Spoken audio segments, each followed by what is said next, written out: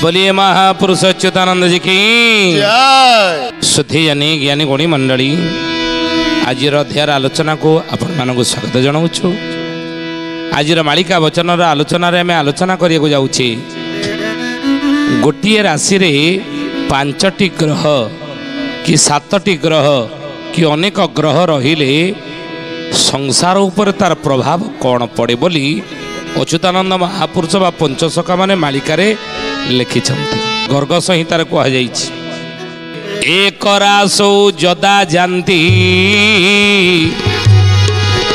चत्वार पथखे चरा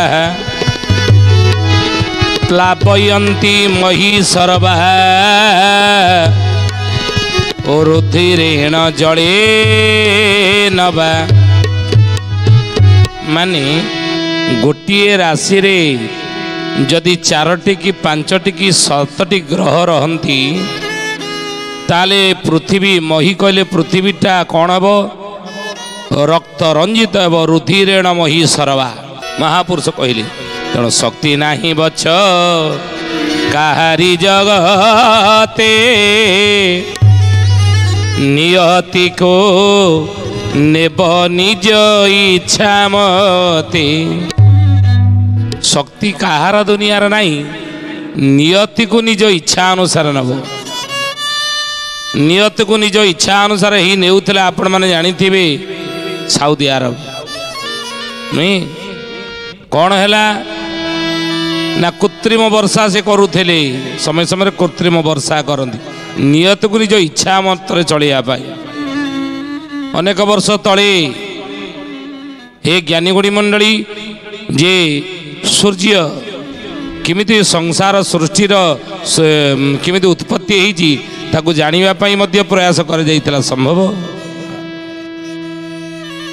ज्ञानीगुणी मंडली नियत को किए निज इच्छा मंत्र चलैनि कि चलई पारिबे नाही तो महापुरुष कहले बाबू रे नियत रे जहा लेखा अछि ताहा ही घटिबो भवितव्य जहा अवश्य घटई करी पारे के हुआन भवितव्य जा अवश्य घटई के करी पार यान कि आन करि परिबो नाही जा भवितव्य अछि आ नियति को जे भवितव्य तो जा अछि घटिबो किंतु नियति को जे निज इच्छा नवा पई चेष्टा करे ए ज्ञानी गुणी मंडली कौन करे नियति कोप करे नहीं महापुरुष लिखिछनी ये कथा आमे कहूँ कौन कहले बाबूरे जिते बड़े गोटे राशि रे 4टी कि 5टी कि 7टी ग्रह रहती तार प्रभाव संसार उपरे कौन पड़े कहले महापुरुष के पंचग्रह एक राशि उपरे बसती करिबे जहूँ बसती करिबे जहूँ हे सुजने बसती करिबे जहूँ महादुर्भिक्ष से कालरे पड़ई तोते कहली आगहूँ सोना सुजने गुणी बेल काल आसी लाणी हे सुण सुजने गुणी तेणु पंचग्रह एक राशि उपरे बसती करइबे जहूँ 5टी ग्रह गोटे राशि उपरे तले रहिबे गोटे राशि रे सेतबेले संसार कौन हेबो अच्युतानंद कहले राम रे महादुर्भिक्ष से कालरे पड़ई तोते कहली आगहूँ महादुर्भिक्ष से समय बढ़िबो संसार रे दुर्भिक्ष बढ़िबो आउ एक रासौ जदि 6 ग्रह ए 5 बा 7 ग्रह सम्मिलिता भवन्ति राष्ट्रस्य भंगो नृपते विनाश आउ कौन हुए ना शस्त्राशिवाना मरणं ध्रुवं इंद्रबली नृपति मध्य विनाश प्राप्त होती बोली महापुरुष मालिकार लिखिले केवल एतिकी होई वर्जोरा दुई ऋतु एकत्र रे अकाल रे पड़ ପଡ଼ିବ ପାର ହେତୁ ରଖିତା ହୃଦୟରେ ହେତୁ ରଖିତା ହୃଦୟରେ ସୁଜନେ ହେତୁ ରଖିଥା ହୃଦୟରେ ହେତୁ ରଖିଥା ହୃଦୟରେ ସୁଜନେ ହେତୁ ରଖିଥା ହୃଦୟରେ। ମାଳିକାର ନାମ ହେଲା 64 ପଟଳ। 64 ପଟଳର ସପ୍ତଦଶ ପଟଳର ପୃଷ୍ଠା ହେଲା 73 ପୃଷ୍ଠାରେ ଅଚ୍ୟୁତାନନ୍ଦ ଏହି ପଦଟି ଲେଖିଛନ୍ତି। କେବଳ ଏତିକି ହୋଇବ ଅର୍ଜୁନ ଦୁଇ ଋତୁ ଏକତ୍ରରେ। ତାହେଲେ କ'ଣ ହେବ?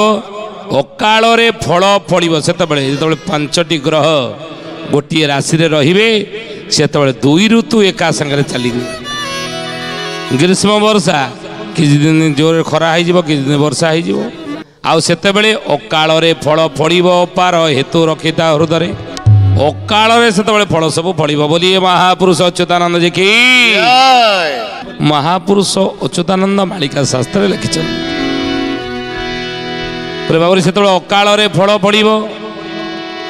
ଏଇ କଥାକୁ ଶିଶୁ ଅନନ୍ତ ମାଳିକାର ନାମ ଚୁମ୍ବକ ମାଳିକାରେ ମଧ୍ୟ କହିଲେ।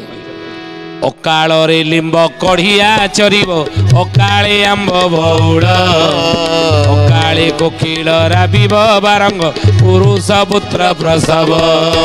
ଜୟ ଜଗନ୍ନାଥ ପତିତ ପାବନ ଓଡ଼ିଶା ବଡ଼ ଠାକୁର କଳ୍ପ ବଟବାସୀ ପ୍ରଭୁ ବ୍ରହ୍ମ ରାଶି କଳି କଳୁଷ ନାଶନ। ଅକାଳରେ ଲିମ୍ବ କଢ଼ି ଆଚରିବ ଅକାଳେ ଆମ୍ବ ବଉଳ। ଅଦିନରେ ଲିମ୍ବ ଗଛରେ ଲିମ୍ବ କଢ଼ି ଧରିବା ଇଏ ଆଜିକୁ 50 ବର୍ଷ ତଳେ କି 100 ବର୍ଷ ତଳେ ଏମିତି ହେଉନଥିଲା।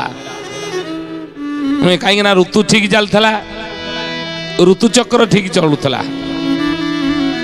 ଗ୍ରୀଷ୍ମ ଋତୁ ଖରା ଦିନେ ଖରା ନାଇଁ, ବର୍ଷା ଦିନେ ବର୍ଷା, ଶୀତ ଦିନେ ଶୀତ। ତେଣୁ ସବୁ ଋତୁ ଠିକ୍ ସମୟରେ ଚାଲୁଥିଲା। କିନ୍ତୁ ଋତୁଚକ୍ର ପରିବର୍ତ୍ତନ ଫଳରେ ଅଚ୍ୟୁତାନନ୍ଦ ମହାପୁରୁଷ ଯେମିତି ମାଳିକାର ନାମ ହେଲା 64 ପଟଳ ଲେଖିଲେ ଯେ ଅକାଳରେ ଫଳ ଫଳିବ ପର ଅକାଳରେ ଅନେକ ଫଳ ଫଳିବ ଅଦିନରେ।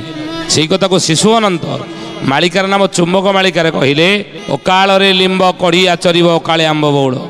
ଅଦିନରେ ଲିମ୍ବ କଢ଼ି ଧରିବାର କଢ଼ି ଲୋକମାନେ ଦେଖିବେ। ପଟ୍ଟା ମଡ଼ାଣ ମଧ୍ୟ ଲେଖିছে ପଟ୍ଟା ମଡ଼ାଣ ଶିଶୁ ଅନନ୍ତଙ୍କର ପଟ୍ଟା ମଡ଼ାଣ। ଆଜି କ'ଣ ଅଦିନରେ ଲିମ୍ବ ଗଛରେ ଲିମ୍ବ କଢ଼ି ଧରିବା ଆଉ ବାକି ଅଛି? ଅକାଳରେ ଆମ୍ବ ଗଛରେ ଆମ୍ବ ବଉଳ ଧରିକି ଆମ୍ବ ଫଳିବା କ'ଣ ଆଉ ବାକି ଅଛି? ଆପଣ କହିବେ ହାଇବ୍ରିଡ୍ ହେଲାଣି, ବାରମାସିଆ ଅଛି ନା। ଇଏ ହେଉଛି ପ୍ରକୃତିର ଖେଳ, ନିୟତିର ଇଏ ହେଉଛି ଖେଳ। ଋତୁଚକ୍ର ପରିବର୍ତ୍ତନ ଫଳରେ ଏଇଆ ହେବ। ଅଦିନରେ ଆଜି ଦେଖନ୍ତୁ ଫଳ ଫଳୁଛି, ଅଦିନରେ ଆଜି ଦେଖନ୍ତୁ ଆମ୍ବ ଫଳୁଛି, ଅକାଳରେ ଦେଖନ୍ତୁ ଆଜି ଦେଖନ୍ତୁ ବିଭିନ୍ନ ପ୍ରକାର ପନିପରିବା ମଧ୍ୟ ଫଳୁଛି, ଏ ଫଳ ମଧ୍ୟ ଫଳୁଛି। ତେଣୁ ଏଇଭଳି ଘଟଣା ହେବ। ମହାପୁରୁଷ କହିଲେ ବାବୁରେ ଏଇ ସମୟରେ ଏହି ସମ୍ବତ୍ସର ମଧ୍ୟରେ ପ୍ରବଳ ହୋଇବ ବର୍ଷା ଝଡ଼ି। ପ୍ରାଣୀ ମାନେ ଗୃହ ସମ୍ପତ୍ତି ସକଳ କେତେବେଳେ ଯିବେ ଛାଡ଼ି। ଜୟ ଜଗନ୍ନାଥ ପତିତ ପାବନ ଓଡ଼ିଶା ବଡ଼ ଠାକୁର କଳ୍ପ ବଟବାସୀ ପ୍ରଭୁ ବ୍ରହ୍ମ ରାଶି କଳି କଳୁଷ ନାଶନ। ଏହି ସମ୍ବତ୍ସର ମଧ୍ୟରେ ପ୍ରବଳ ହୋଇବ ବର୍ଷା ଝଡ଼ି। ଏହି ସମ୍ବତ୍ସର ମଧ୍ୟରେ ପ୍ରବଳ ବର୍ଷା ଝଡ଼ି ହେବ ବୋଲି ମହାପୁରୁଷ 64 ପଟଳ ଲେଖିଲେ। ଆଉ ପ୍ରାଣୀମାନେ ଗୃହ ସମ୍ପତ୍ତି ସକଳ ତେତେବେଳେ ଯିବେ ଛାଡ଼ି। ଗୃହ ସମ୍ପଦ ସବୁ ପ୍ରାଣୀମାନେ ଲୋକମାନେ ଛାଡ଼ିକି କୁଆଡ଼େ ପଳେଇବେ। ଏଭଳି ବର୍ଷା ଝଡ଼ି ସେତେବେଳେ ଲାଗି ରହିବ ମହାପୁରୁଷ ଲେଖିଛନ୍ତି ମାଳିକାରେ। ଖାଲି ସେତିକି ନୁହେଁ, ଗଣି ହେଉଥିବ ହାଡ଼ ମାଳ ଦେହେ ପ୍ରାଣ କରିଥିବ ଯେହୁ। ସେହି ସମୟରେ ଆହେ ପାର୍ଥ ସାହୁ ହୋଇଣ ନଥିବେ କେହୁ। ଜୟ ଜଗନ୍ନାଥ ପତିତ ପାବନ ଓଡ଼ିଶା ବଡ଼ ଠାକୁର କଳ୍ପ ବଟବାସୀ ପ୍ରଭୁ ବ୍ରହ୍ମ ରାଶି କଳି କଳୁଷ ନାଶନ। କହିଲେ ଗଣି ହେଉଥିବ ହାଡ଼ମାଳ ଦେହେ ପ୍ରାଣ ଧରିଥିବ ଯେହୁ। ମାଳିକାର ନାମ ବାରମ୍ବାର କହୁଛୁ 64 ପଟଳ ଲେଖା ଅଛି। ଏଭଳି ନଅଙ୍କ ଦୁର୍ଭିକ୍ଷ ସମୟରେ ଆପଣମାନେ ଦେଖିଥିବେ, 9 ଅଙ୍କ ଯେତେବେଳେ 9 ଅଙ୍କ ଚାଲିଥିଲା, ଦୁର୍ଭିକ୍ଷ ପଡ଼ିଥିଲା, ହାଡ଼ମାଳ ଦେହରେ ଗଣି ହେଇଯାଉଥିଲା ସେତେବେଳେ। ହାଡ଼ କଙ୍କାଳ ମୟ ଦେଖାଯାଉଥିଲା ଶରୀର, ଜୀବନ ଥିଲା, ପ୍ରାଣ ଯିଏ ଧରିଥିଲେ ଖାଲି ହାଡ଼ମୟ ଦେହ। ଅଚ୍ୟୁତାନନ୍ଦ ମହାପୁରୁଷ ସାବଧାନ କଲେ, ସାବଧାନ ହେଇଥାଅ ରେ କଳିଯୁଗର ମଣିଷ। ଯେତେବେଳେ 5ଟି ଗ୍ରହ ଗୋଟିଏ ରାଶିରେ ରହିବେ ସେତେବେଳେ ନଙ୍ଗ ଦୁର୍ଭିକ୍ଷ ଭଳି ପରିସ୍ଥିତି ସଂସାରରେ ସୃଷ୍ଟି ହେବ। ଗଣି ହେଉଥିବ ହାଡ଼ମାଳ ଦେହେ ପ୍ରାଣ ଧରିଥିବ, ଯିଏ ପ୍ରାଣ ଧରିଥିବ ସେ ହାଡ଼ମାଳ ତା ଦେହରେ ଗଣି ହେଇଯାଉଥିବ, ଏମିତି ଦୁର୍ଭିକ୍ଷର ଦ୍ୱାରା ସେ ପ୍ରଭାବିତ ହେଇଥିବ। ସେହି ସମୟରେ ଆହେ ପାର୍ଥ ସାହୁ ହୋଇ ନଥିବେ କେହୁ। ସେହି ସମୟରେ ସାହୁ ଆଉ ହେଇ କେହି ରହିନଥିବେ। ମାନେ କ'ଣ? ମହାଜନ ସାହୁ ବଡ଼ ଲୋକ।